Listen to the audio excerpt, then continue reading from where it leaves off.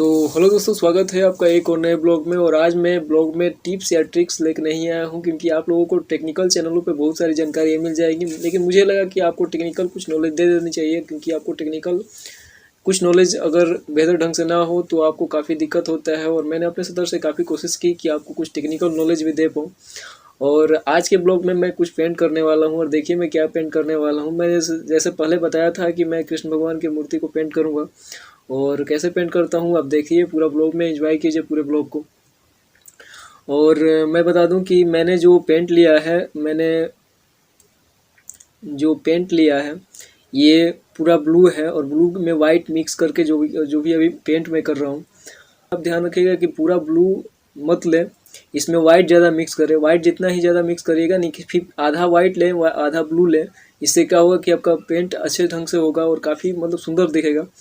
और अगर आप पूरा ब्लू लेंगे तो इससे पेंट थोड़ा सा ज़्यादा, मतलब कि मैंने पूरा ब्लू की मात्रा ज़्यादा रखी है, इसलिए मेरा पेंट थोड़ा सा गाढ़ा ज़्यादा हो गया है।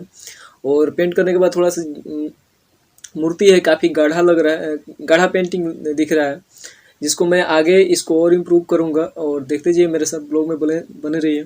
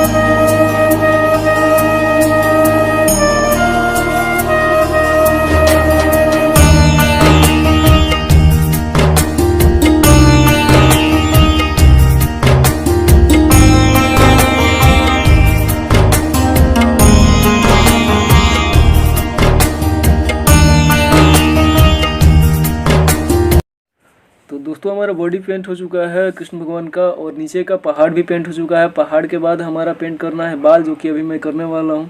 और बाल पेंट करने के बाद हमें कपड़े का लुक चेंज करना है। कपड़ा पीला नहीं रखना है, हमें गुलाबी कलर का करना है, तो गुलाबी से मैं पेंट करूँगा।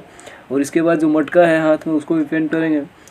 और मटके के अलावा जो हमारा दही है, हाथ में दही नहीं है, हाथ में मोदक है, उसको भी हम पेंट करेंगे।